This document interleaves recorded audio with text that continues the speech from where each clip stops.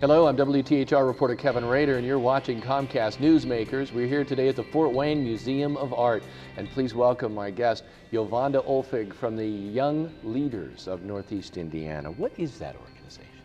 Well, the Young Leaders of Northeast Indiana has been around since 2005, and our primary mission is really focused on attracting, developing, and retaining young professionals. And we try to do that through a number of ways. For example, social activities, community engagement, and professional development opportunities. We believe ultimately that young professionals are the future leaders of tomorrow.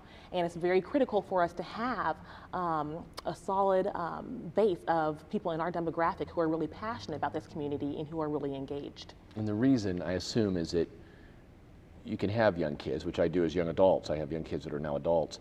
If they're not attached to the community, yeah, if they're not attached and they're not passionate, it's going to be very hard for them to want to affect positive change and really help position the community for future success.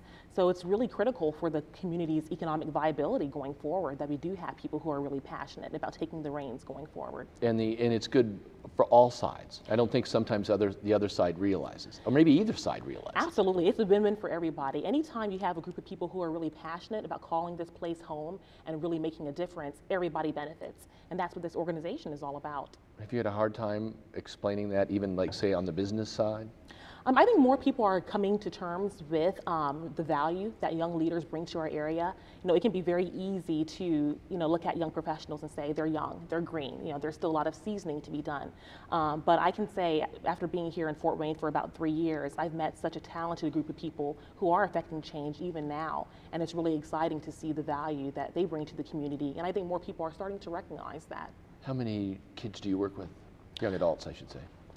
In my company, it's very few young professionals that I work with. As far as the Young Leaders of Northeast Indiana is concerned, we have about 130 paid members currently, and we usually average around 200 every year. So our network is actually over 1,000 young professionals in our region. So definitely a lot of people are coming on board and really seeing the value that an organization like this brings to our area. How are you able to fund this program?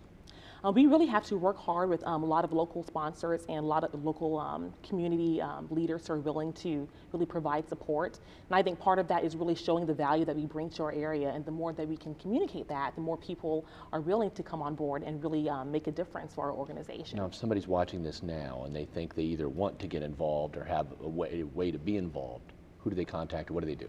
Well, I'm actually the Vice President of Membership for the Young Leaders of Northeast Indiana. So really touching base with anybody on our board is a great way to get plugged in and to really learn how you can become involved. And there's a plethora of opportunities available for people who really want to dive right in. Is this a position that was already created when you came in, or did you create this?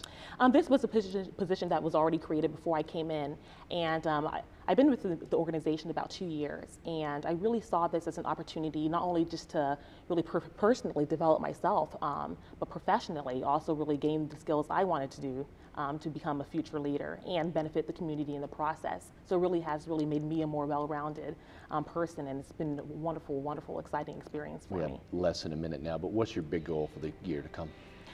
We really want to continue to keep people more engaged. At the end of the day, they say that there is an inextricable link between the attachment people feel to community and a community's economic vitality.